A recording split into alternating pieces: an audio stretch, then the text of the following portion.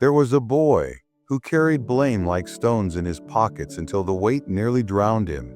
In our neighborhood, there lived a boy named Karim.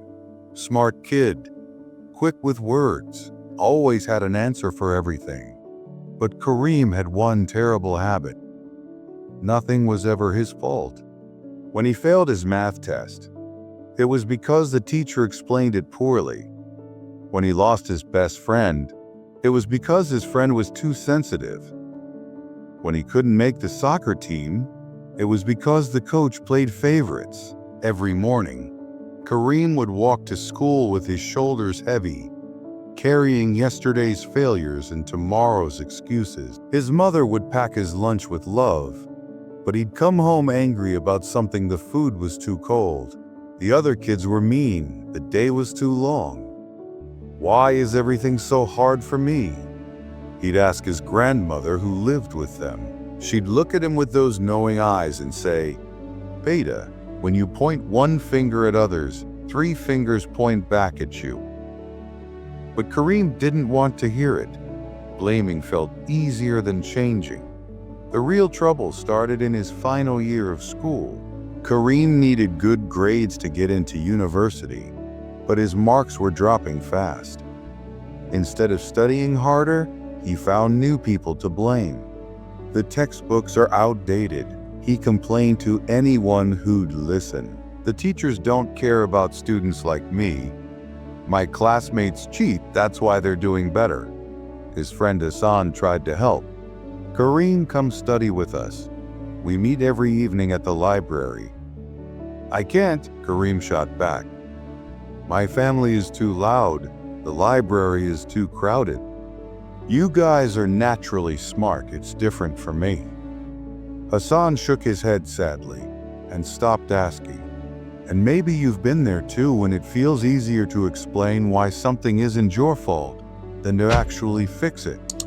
One by one, Karim's friends stopped calling. His teachers stopped offering extra help. His family grew tired of hearing excuses.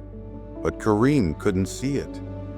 In his mind, everyone else was the problem. The day his final exam results came out, Karim's world crashed. He had failed. Not just failed. He scored so low that no university would accept him. His classmates celebrated their acceptances while Karim sat alone, watching his dreams slip away. Hassan got into engineering school. Fatima got a scholarship. Even the slow kids had passed. That night, Karim sat in his room, staring at his results paper. His grandmother knocked softly and entered. "It's not fair, Nanny," he whispered, tears rolling down his face. "Everyone had advantages I didn't have.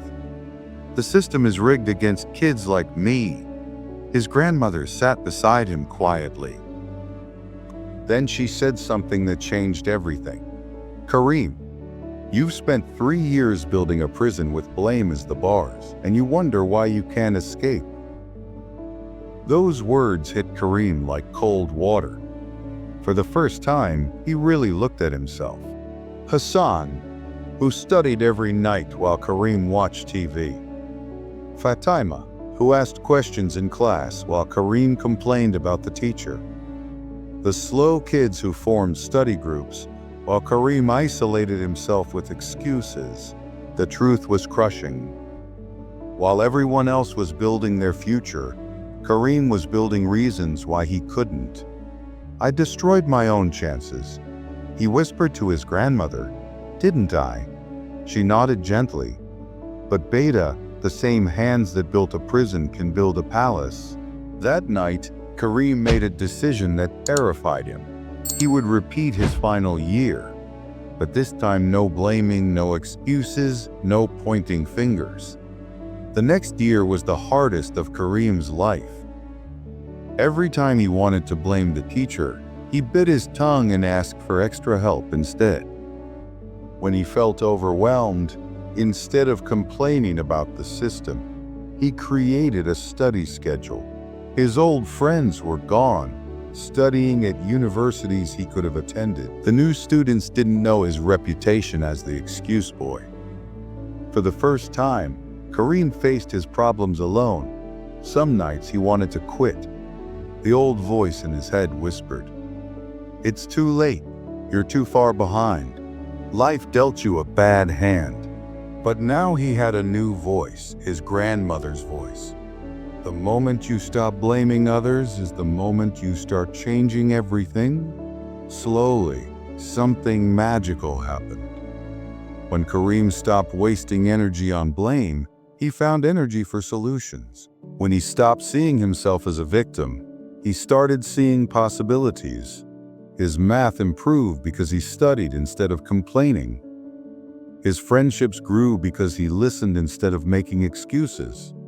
His confidence returned because he earned it. One small victory at a time. A year later, Karim received his results. Top of his class, full scholarship to engineering school. But more than that, he had something precious that no exam could measure: the power to change his own life.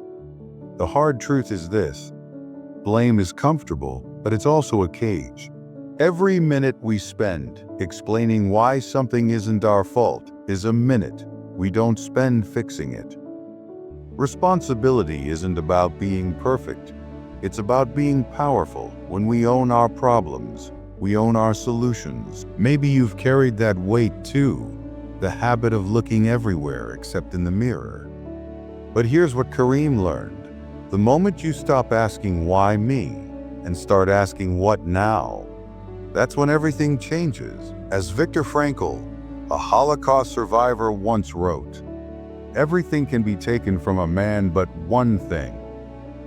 The last of the human freedoms to choose one's attitude in any given set of circumstances."